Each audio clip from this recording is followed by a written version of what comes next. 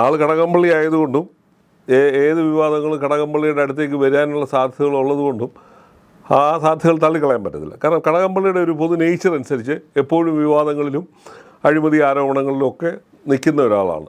അങ്ങനെ കാര്യമായി പിടിക്കപ്പെട്ടിട്ടില്ല എന്നുള്ളത് മാത്രമേ ഉള്ളൂ. ബാക്കി എല്ലാ കാര്യങ്ങളിലും വളരെ സജീവമായ അദ്ദേഹത്തിൻ്റെ പേരുകളുണ്ട്. 2000-ലുണ്ടായ കല്ലുവാതുക്കൽ മദ്യദുരന്തത്തിലെ പ്രധാന വില്ലനായ മണിച്ചൻ്റെ മാസപ്പടി ഡയറിയിൽ കടകംപള്ളി സുരേന്ദ്രൻ്റെ പേരുണ്ട്. അന്ന് അദ്ദേഹം അങ്ങനെ MLA-യോ മന്ത്രിയോ ഒന്നും ആയിട്ടില്ല. അന്ന് തിരുവനന്തപുരം ജില്ലയിലെ CPM-ൻ്റെ ജില്ലാ കമ്മിറ്റി അംഗം എന്നുള്ളൊരു പദവിയിൽ മാത്രമേ അന്നുണ്ടായിരുന്നുള്ളൂ. പിന്നെ പൊതുവെ അറിയപ്പെടുന്നൊരു ചെറുപ്പക്കാരനായ ഒരു നേതാവ് എന്നുള്ള പരിവേഷമേ ഉണ്ടായിരുന്നുള്ളൂ. പക്ഷേ അക്കാലത്ത് പോലും അദ്ദേഹത്തിൻ്റെ പേര് മാസപ്പടി ഡയറിയിൽ ഉണ്ടാവുകയും അത് വലിയ വിവാദമാവുകയും നിയമസഭയിൽ ചോദ്യം വരികയും ഒക്കെ ചെയ്താണ്. പിന്നെ പാർട്ടിയുടെ ആവശ്യത്തിന് വേണ്ടിയാണ്, അത് പ്രത്യേകിച്ച് വർക്കൽ രാധാകൃഷ്ണൻ്റെ തെരഞ്ഞെടുപ്പുമായി ബന്ധപ്പെട്ടാണ് പണം വാങ്ങി എന്നൊക്കെയുള്ള ന്യായീകരണത്തിലാണ് അതങ്ങ് ഒതുങ്ങി പോവുകയൊക്കെ ചെയ്ത്. പിന്നീട് അദ്ദേഹം MLA ആയി മന്ത്രിയൊക്കെ ആകുന്ന സമയത്താണ് വീണ്ടും പല വിവാദങ്ങളിലും ചെന്ന് ചാടിയത്. സ്വർണ്ണക്കടത്ത് കേസിലെ മുഖ്യപ്രതിയായ സ്വപ്ന സുരേഷും ആയിട്ട് ബന്ധപ്പെട്ട് അദ്ദേഹത്തിൻ്റെ പേര്, സ്വപ്ന സുരേഷ് തന്നെ അവർ ജയിലിൽ നിന്ന് ഇറങ്ങി ചാനലുകൾക്ക് കൊടുത്ത ഇൻ്റർവ്യൂവിനകത്തൊക്കെ തന്നെ